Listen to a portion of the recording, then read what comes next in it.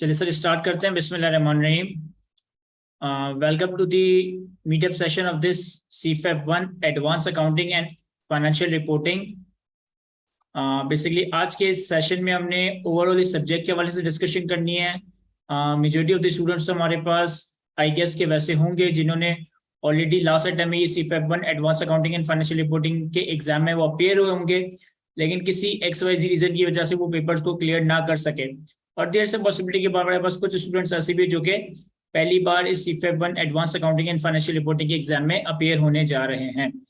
तो आज के इस सेशन के अंदर हम इस सब्जेक्ट के ओवरऑल कोर्स कंटेंट के हवाले से डिस्कशन करेंगे। ओवरऑल इस कोर्स में क्या क्या चीजें इंक्लूड की गई है, आपके एग्जामिनर की क्या एक्सपेक्टेशन है,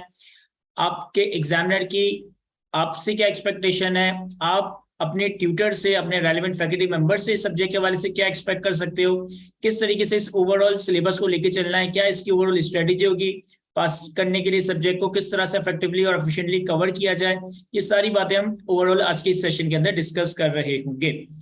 देखिए, सबसे पहले अगर मैं डिफिकल्टी लेवल की पर्सपेक्टिव से बात करूं तो CFEP 1 का ये एग्जाम CFEP 1 के जो बाकी 6 पर्चे हैं उसमें कोई सबसे मुश्किल पर्चा भी नहीं है, इसमें कोई सबसे आसान पर्चा भी नहीं है। बेसिकली अगर हम इसका रिजल्ट एनालिसिस देखें तो पिछली 5-6 अटेम्प्ट में CFEP 1 का स्पेसिफिकली रिजल्ट काफी ज्यादा कंसिस्टेंट रहा है। कोई 30-35% के दरमियान इसका रिजल्ट रहता है। बहुत ज्यादा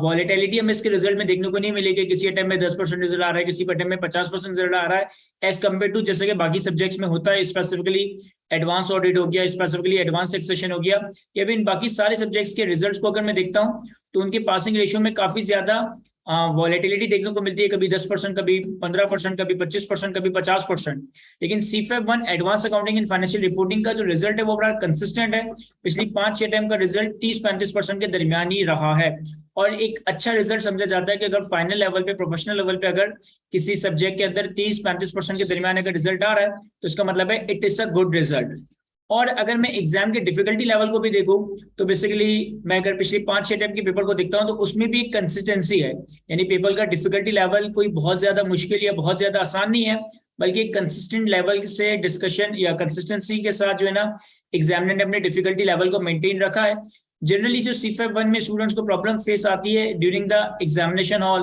वो पेपर कंप्लीशन की आ रही होती है कि CFEP 1 का जो ये एग्जाम है वो हमारा 3-3.25 घंटे में मैनेज नहीं हो पा रहा होता। यहाँ पे जितने भी लोग ऐसे बैठे हैं जो कि रिपीटर्स हैं, आई होप मतलब मुझे मालूम है कि मेजोरिटी ऑफ द स्टूडेंट्स का यही शिकवा होगा कि सर 3-3.25 घंटे के पेपर टाइम की ड्यूरेशन के अंदर ये जो पेपर है, ये 100 मार्क्स का पेपर मैनेज करना थोड़ा मुश्किल हो जाता है। और हमारी अटेम्प्टेबिलिटी जनरली 70, 75, 80%, 85% तक मैक्सिमम पहुंच रही होती है। हम 100 मार्क का पेपर अटेम्प्ट नहीं कर पा रहे होते। तो यहाँ पे इशू डिफिकल्टी लेवल का इतना सच नहीं आता। हाँ, बहुत ज्यादा इस कोर्स की साइज है, बहुत ज्यादा इस कोर्स में कंटेंट कवर करने को है, लेकिन एग्जाम में जनरली जो मसला देखने को आता है वो पेपर की कंप्लीशन आती है कि हम 3-3.25 घंटे में 100 मार्क के पेपर की अटेम्प्टेबिलिटी की तरफ नहीं पहुंच पाते।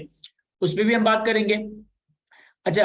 अगर हम बात करें इस सब्जेक्ट के साइज की, इस सब्जेक्ट के कंटेंट की, इस सब्जेक्ट में किस हद तक आपने अकाउंटिंग कॉन्सेप्ट्स को कवर करना है एज कम्पेयर टू कि आप ऑलरेडी भी रिपोर्टिंग के सब्जेक्ट अपने कैफ लेवल पे, FER 1 लेवल पे, FER 2 लेवल पे कवर करके आए हो और ये रिपोर्टिंग का फाइनल स्टेज पे पर्चा देने जा रहे हो, तो FER 1 और FER 2 के मुकाबले ये सब्जेक्ट का साइज या सब्जेक्ट की लेंथ कितनी है, कितना डिटेल में आपने यहाँ पे रिपोर्टिंग को कवर करना है, कितना एडवांस एरिया आपने रिपोर्टिंग को कवर करना है। तो इस बात को समझाने के लिए ना मैं एक स्टेटमेंट आपके सामने कोट करूंगा कि आप लोगों ने FER 1 और FER 2 का एग्जाम दिया होगा अपने कैफ लेवल पे। अगर FER 1 लेवल पे जितने अकाउंटिंग स्टैंडर्ड्स आपके कोर्स का पार्ट है, उन सारे अकाउंटिंग स्टैंडर्ड्स के मैं सारे अकाउंटिंग के प्रिंसिपल्स को जॉट डाउन करना शुरू कर दूं ना, तो ये करीब करीब बनेंगे कोई 150 to 200 अकाउंटिंग प्रिंसिपल्स। इसी तरह FER 2 लेवल पे जितने अकाउंटिंग स्टैंडर्ड्स आपने कवर किए, उन सारे अकाउंटिंग स्टैंडर्ड्स के अकाउंटिंग प्रिंसिपल्स को अगर मैं जॉट डाउन करना शुरू कर दूं तो ये अराउंड बनेंगे 200 से 250 के करीब। लेकिन अगर CFEP 1 advance accounting and financial reporting level पे अगर मैं सारे अकाउंटिंग स्टैंडर्ड्स के सारे अकाउंटिंग प्रिंसिपल्स को जॉट डाउन करना शुरू कर दूं तो ये अराउंड 2000 बनेंगे। यानी कि कहाँ मैं FER 1 लेवल पे कोई 150-200 के करीब अकाउंटिंग प्रिंसिपल्स कवर करता हूँ, कहाँ मैं FER 2 लेवल पे कोई 200-250 के करीब अकाउंटिंग प्रिंसिपल्स को कवर करता हूँ, और CA फाइनल लेवल पे अगर मैं सारे अकाउंटिंग स्टैंडर्ड्स के अकाउंटिंग प्रिंसिपल्स जो कि हमें इस लेवल पे कवर करने हैं उनको अगर मैं जॉट डाउन करना शुरू कर दूं तो इनका नंबर कोई 2200 के आसपास आ रहा होगा। तो इस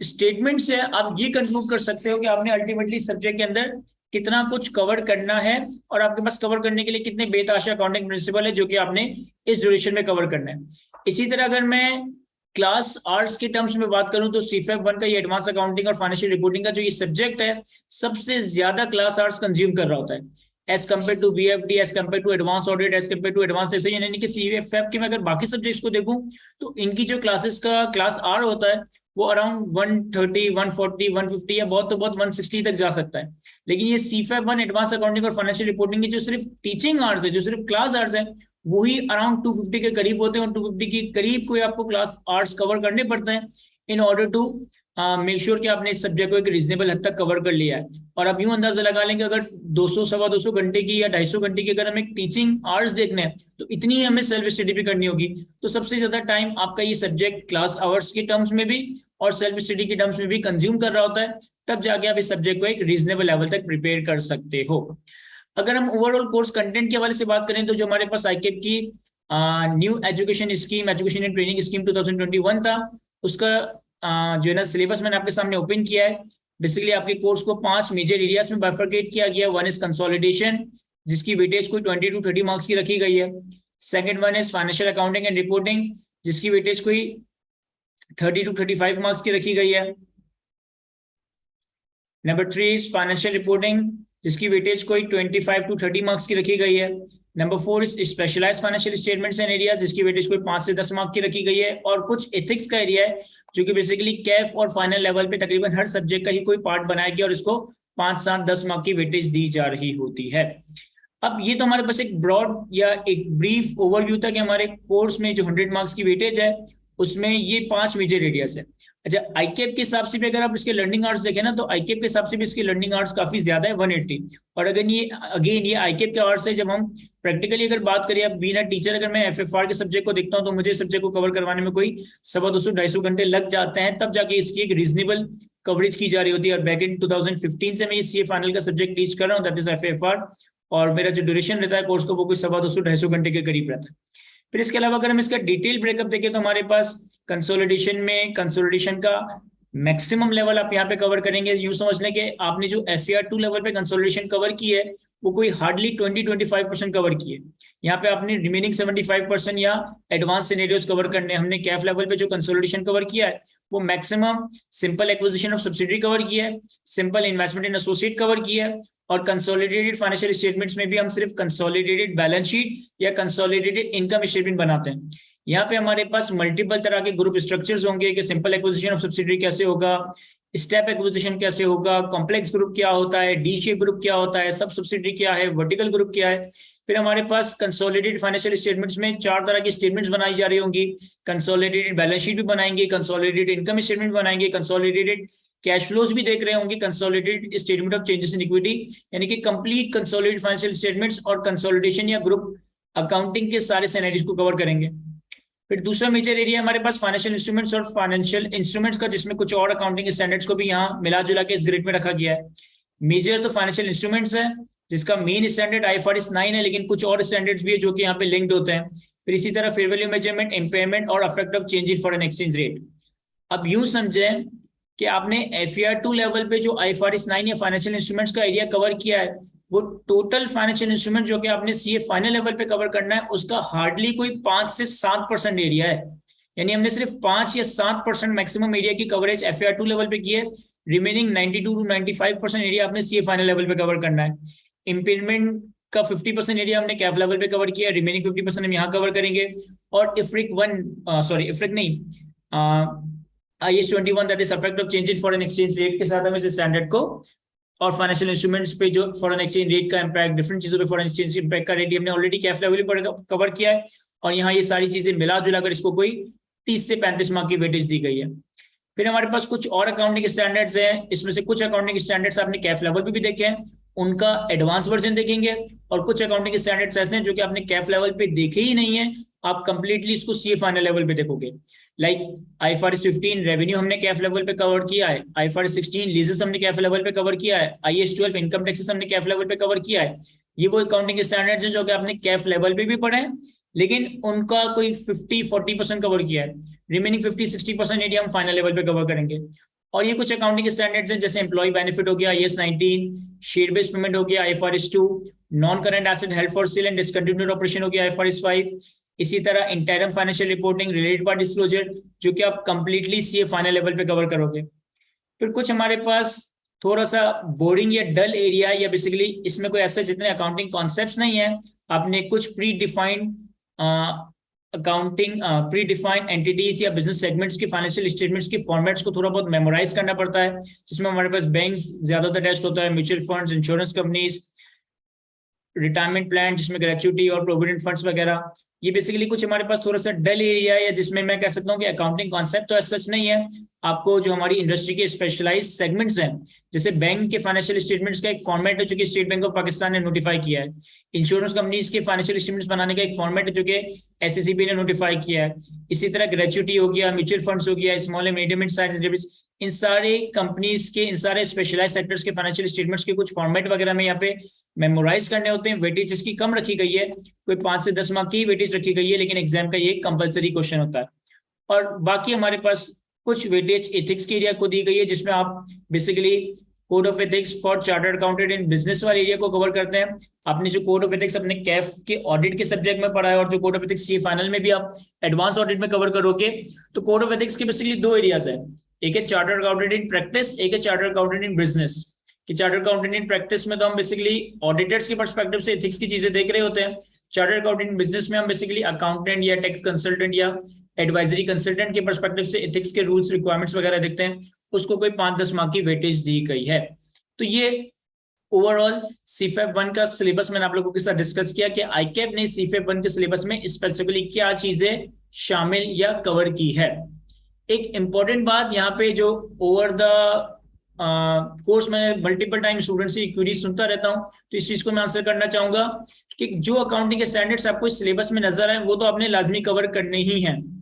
बहुत सारे अकाउंटिंग के स्टैंडर्ड्स ऐसे हैं जो कि आपने FAR 1 लेवल पे और FAR 2 लेवल पे कवर किए, लेकिन वो आपको यहाँ सिलेबस में नजर नहीं आ रहे। फॉर एग्जाम्पल IAS 16 हो गया, property plan agreement, for example IAS 38 हो गया, intangible assets, for example IAS 40 हो गया, investment property, for example IAS 33 हो गया, अर्निंग पर शेयर। यानी कि कोई और भी बहुत सारे स्टैंडर्ड्स हैं जो कि आपको यहाँ सिलेबस में नजर नहीं आ रहे। तो क्या उन अकाउंटिंग स्टैंडर्ड्स को हमें कवर करने की जरूरत है? The answer is yes, the answer is yes. अगर आप ICAP की एजुकेशन एंड ट्रेनिंग स्कीम में बेसिकली ये डायरेक्टिव 1.01 है,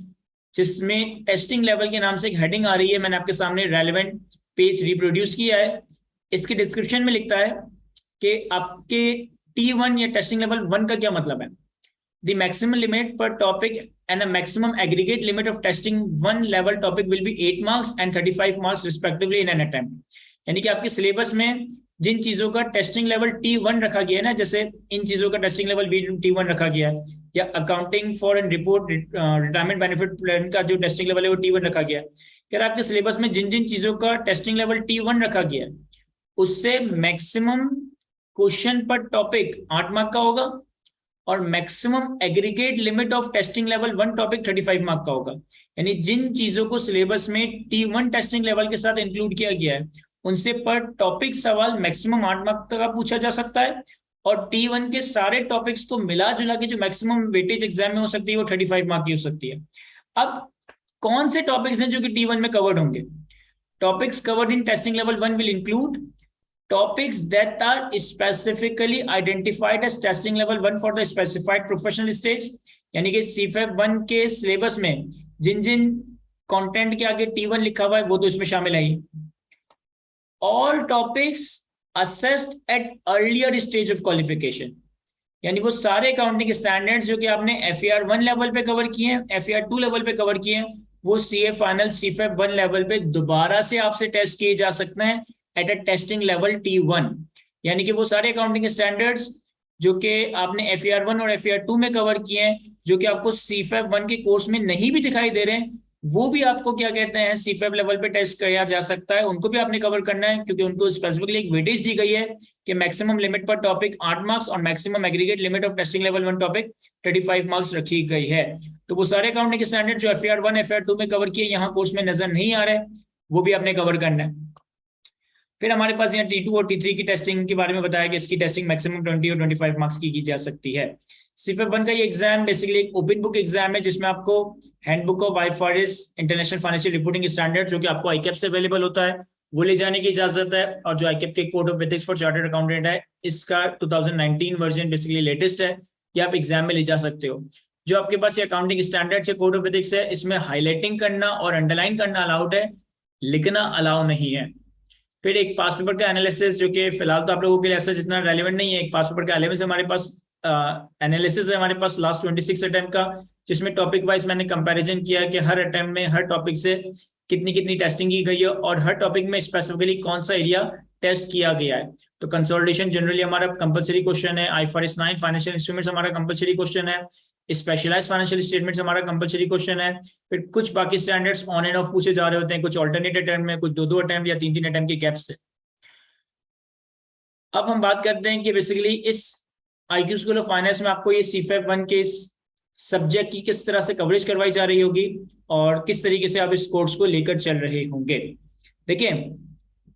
पोस्ट कोविड सिचुएशन में जो बेसिकली CA फाइनल की अगर हम स्पेसिफिकली क्लासेस की बात करें तो तकरीबन ना होने के बराबर ही है। रीजन बीइंग कि पोस्ट कोविड सिचुएशन में चूंकि हमारे पास ऑनलाइन लाइव और रिकॉर्डिंग की फैसिलिटी, रिकॉर्डेड लेक्चर्स की स्पेसिफिकली फैसिलिटी होती है, तो जो CA फाइनल का स्टूडेंट है वो लाइव या फिजिकल क्लासेस लेने में ऐसा इंटरेस्टेड नहीं होता। और हम भी ऑलरेडी जो है कोई 5-6 बैचेस इस ऑनलाइन टीचिंग के प्लेटफॉर्म के ऊपर कंडक्ट कर चुके हैं, तो जितना भी 100% आपका कोर्स है वो ऑलरेडी रिकॉर्डेड फॉर्म में हमारे पास अवेलेबल है। तो होगा ये कि अगर फॉर एग्जांपल कि अगर मैं iqsf.pk की वेबसाइट पे जाऊं या iqsf.pk के पोर्टल पे जाऊं तो आप कोर्सेज में बेसिकली मैं आपको ये बताना चाह रहा हूँ कि आपको लेक्चर्स किस फॉर्म में प्रोवाइड किए जा रहे होंगे और आपने किस तरह से इसकी कवरेज करनी है। पहले तो मैं एक पोर्टल का आपको ओवरव्यू दे देता हूँ कि पोर्टल पे लेक्चर्स किस फॉर्मेट पे अवेलेबल है, और फिर हम इसकी स्ट्रैटेजी या कवरेज के हवाले से बात करेंगे। तो IQSF के पोर्टल के ऊपर आपको CFEP1 advance accounting and financial reporting अगर दिसंबर 22 में आप जाएं तो आपके पास एक क्रोनोलॉजिकल ऑर्डर में लेक्चर्स को अरेंज किया गया है। बेसिकली IKP सीरीज पैक्स में तो हो सकता है कि कोई अलग सीक्वेंस दी गई हो, यहाँ पे अपने हिसाब से जो मैं समझता हूँ कि बेस्ट सीक्वेंस है इस CFEP1 के कोर्स को कवर करने के लिए, उस सीक्वेंस में मैंने चैप्टर्स को पोर्टल के ऊपर और आपकी जो FFR की वॉल्यूम्स हैं उसके अंदर लिस्ट डाउन किया हुआ है, like IFRS 15, IFRS 16, IFRS 9, IFRS 2 and so on. तो जितना भी 100% ऑफ द कोर्स है वो आपके पास पोर्टल पे रिकॉर्डेड फॉर्म में डे 1 से अवेलेबल होगा, और हर टॉपिक को सिर्फ लेक्चर वाइज नहीं बल्कि टॉपिक वाइज भी अरेंज किया गया है। लाइक अगर फॉर एग्जांपल मैं फाइनेंशियल इंस्ट्रूमेंट्स को ओपन करूं तो फाइनेंशियल इंस्ट्रूमेंट्स में जितने कॉन्सेप्ट्स हैं उनको भी लेक्चर 1, लेक्चर 2 और स्पेसिफिकली ब्रेक किया गया कि भाई लेक्चर 1 में क्लासिफिकेशन है और अकॉर्डिंगली हर लेक्चर में कौन कौन सा कॉन्सेप्ट डिस्कस किया गया, कौन कौन से प्रैक्टिस क्वेश्चंस को कवर करवाया गया। इसी तरह अगर हम फाइनेंशियल स्टेटमेंट्स देखें, कंसोलिडेशन का एरिया देखें, तो हर एक स्पेसिफिक कॉन्सेप्ट का lecture by concept name, by practice question number या प्रैक्टिस क्वेश्चन नेम एक क्रोनोलॉजिकल ऑर्डर में बड़ा ही इसको अरेंज करके रखा गया ताकि आपको अपनी पढ़ाई में या रिवीजन में काफी ज्यादा हेल्प हो रही हो। तो हमारे पास जितना कंटेंट हमारे CA फाइनल के कोर्स का है उन सारी चीजों के रिकॉर्डेड लेक्चर्स, जो चीजें हमने FER1 FER2 लेवल पे कवर की है CA फाइनल के कोर्स में डायरेक्टली नहीं लेकिन इनडायरेक्टली शामिल है, उन सारी चीजों के लेक्चर्स, और आपके पास जो लास्ट 10 अटेम्प्ट है उनके भी ICAP के पास पेपर्स के सवालों के सॉल्यूशंस आप लोगों के पास पोर्टल में इन सारी चीजों के लेक्चर्स अवेलेबल हैं। अब अगर मैं ओवरऑल इस कोर्स की बात करूं ना कि ओवरऑल इस कोर्स में कितने लेक्चर्स वगैरह हैं, तो ये मैंने आपके सामने एक लिस्टिंग बनाई है कि हर स्टैंडर्ड में कितने लेक्चर्स हैं, तो ये अराउंड कोई 200 के करीब लेक्चर्स बनते हैं। और अगर हम थोड़ी सी प्रिपरेशन को अरेंज करें कि अगर हमें इन टोटल 190 या 200 नंबर ऑफ लेक्चर्स कवर करने, ये नंबर ऑफ लेक्चर्स है 200, अगर मैं इसको आवर्स टर्म में देखूंगा तो ये कोई 250-250 के करीब बनेंगे। तो अभी आप फिलहाल जुलाई के एंड पे हो, अगर आप दिसंबर के लिए प्लान कर रहे हो तो यानी कि हमारे पास प्रिपरेशन के लिए इफेक्टिवली मैं यूं कह सकता हूं कि अगस्त, सितंबर और अक्टूबर का मंथ है, कंसीडरिंग कि नवंबर का महीना हमारे पास रिवीजन का होगा, यानी कि हमारे पास टोटल 198 या 200 लेक्चर्स कंसीडर कर लें कि आपने कवर करने रिमेनिंग 3 मंथ्स में, यानी कि अगस्त, सितंबर और अक्टूबर के 3 महीने का हमारे पास टाइम है। अब 3 महीनों में हर महीने में अगर हमारे पास 4 हफ्ते, तो टोटल हमारे पास 12 वीक्स का टाइम अवेलेबल है, और इन 12 वीक में हमें ये कुछ 198 या 200 लेक्चर्स को कवर करना है। तो यानी कि आपको पर वीक कोई 12-15 घंटे की क्लासेस या तकरीबन 15-16 घंटे की क्लासेस लेनी होगी तब जाके आप इन 3 महीनों में इस कोर्स को 100% कवर कर सकते हो। अब ये तो मैं एक बात कर रहा हूँ बिल्कुल ऐसे स्टूडेंट के लिए जो कि पहली बार ही CFEP 1 के एग्जाम में अपेयर हो रहा है और वो दिसंबर 22 में अपेयर हो रहा है, तो जाहिर है कि ऐसा प्रैक्टिकली तो कोई आई गेस नहीं होगा। जितने भी स्टूडेंट्स हैं अगर वो पहली बार CFEP 1 के एग्जाम में अपेयर हो रहे हैं तो होपफुली उनकी अटेम्प्ट जून 23 या दिसंबर 23 में होगी। और अगर किसी की दिसंबर 22 में अटेम्प्ट है CFEP 1 की तो वो पहले पढ़ चुका होगा लेकिन उसका पेपर फ्लंक हो गया होगा, तब वो ये रिफ्रेशर या रीटेक के तौर पे ले रहा होगा। तो अगर आप रिफ्रेशर या रीटेक के तौर पे सब्जेक्ट ले रहे हो तो फिर जाहिर है कि आपको सारे लेक्चर्स दोबारा देखने की जरूरत नहीं है। आप जिन स्टैंडर्ड्स में या जिन एरियाज में वीक हो आप उन्हीं लेक्चर्स को स्पेसिफिकली कवर कर रहे होंगे कि आपके पास पूरा एक रोड मैप है कि भाई हमारे पास CFEP 1 में कवर करने के लिए टोटल इतना कुछ है। एक अब आप देख लें आपके पास 3 महीने का टाइम है तो आपको किस तरह से पर वीक कितने लेक्चर सीखने की जरूरत है, 4 महीने का टाइम है, 6 महीने का टाइम है, 9 महीने का टाइम है, तो हमने क्या फ्रीक्वेंसी की बेसिस पर अपने कोर्स की कवरेज करनी है। फिर एक काम मैंने ये किया है कि ये जो आपके पास लेक्चर्स की लिस्ट आ रही है ये तो कंप्लीट लेक्चर की लिस्ट आ रही है कि IFRS 15 में टोटल 21 लेक्चर्स है, IFRS 16 में टोटल 14 लेक्चर्स है, फाइनेंशियल इंस्ट्रूमेंट्स में कोई टोटल 30 लेक्चर्स है एंड सो ऑन। मैंने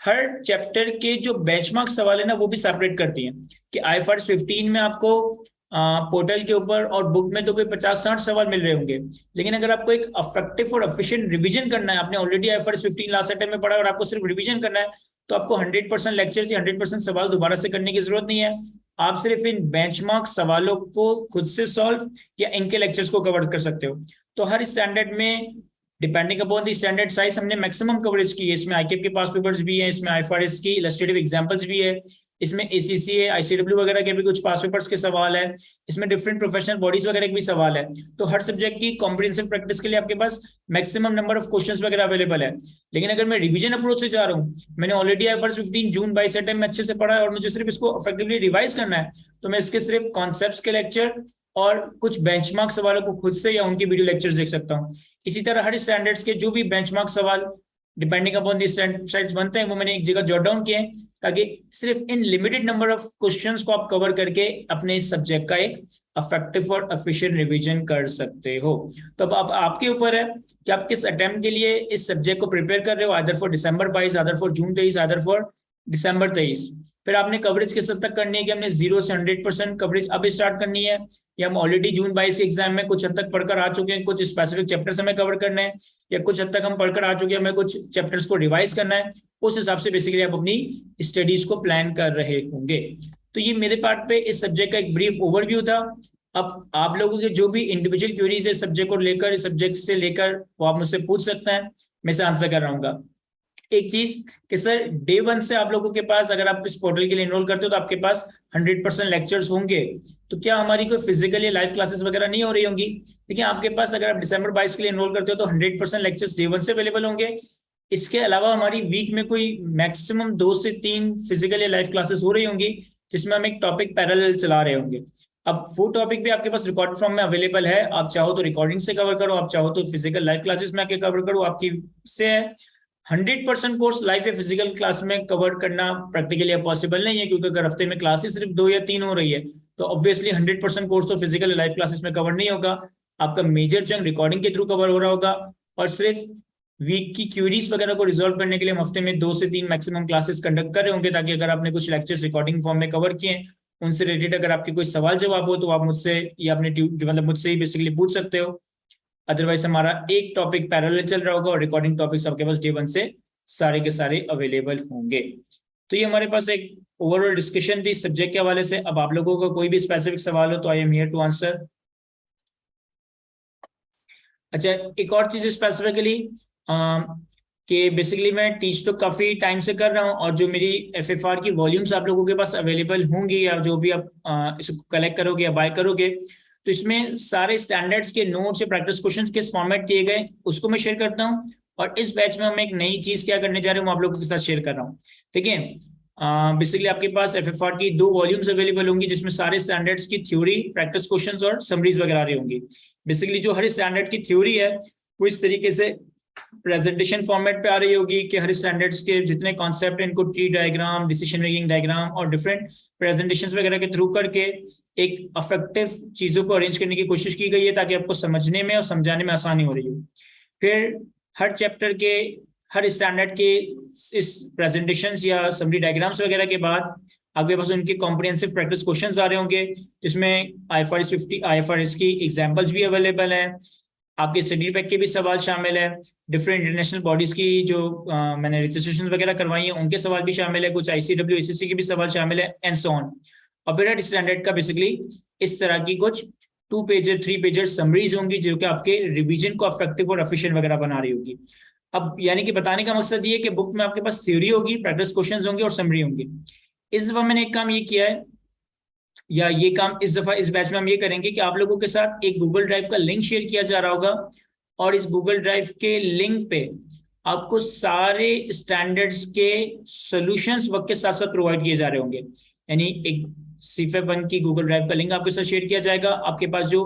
हार्ड बाउंड वॉल्यूम्स अवेलेबल है उसमें प्रैक्टिस क्वेश्चंस और प्रेजेंटेशंस आ रही है, और एक गूगल ड्राइव का लिंक मैं आप लोगों के साथ व्हाट्सएप ग्रुप पे शेयर करूंगा जहाँ पे आपके पास सारे स्टैंडर्ड्स के सॉल्यूशंस एक्सेल फॉर्मेट में अवेलेबल होंगे। तो अगर आप खुद से भी पढ़ना चाहो या रिवीजन वगैरह करना चाहो या अपने आंसर्स वगैरह को क्रॉस चेक करना चाहो तो आपके पास सॉल्यूशंस एक्सेल फॉर्म में अवेलेबल होंगे।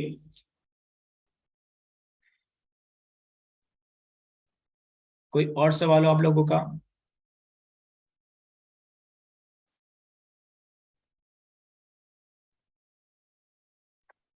अच्छा, किसी ने सवाल पूछा कि sir what is your recommended strategy for students who have failed this subject and pass in December 20 and to pass in December 22। देखिए बेसिकली जब से मैं इस फाइनल की टीचिंग कर रहा हूँ और इस पिछले 6-7 सालों के अरसों में मल्टीपल स्टूडेंट्स आए रिजल्ट के बाद कि सर पेपर फ्लंक हो गया या पेपर पास हो गया और XYZ कमेंट्स लेकर। तो देखिए जितने भी फेलियर स्टूडेंट्स आ रहे होते हैं ना उनकी 3 तरह की कैटेगरीज होती है। ये बात मैंने मल्टीपल टाइम डिस्कस की है कि जितने भी स्टूडेंट जो कि किसी एग्जाम में अपेयर होते हैं और फ्लंक कर जाते हैं उसको मैं 3 कैटेगरीज में ब्रेक कर देता हूँ। एक वो स्टूडेंट आता है जो कहता है सर मैंने पढ़ा ही नहीं और फेल हो गया।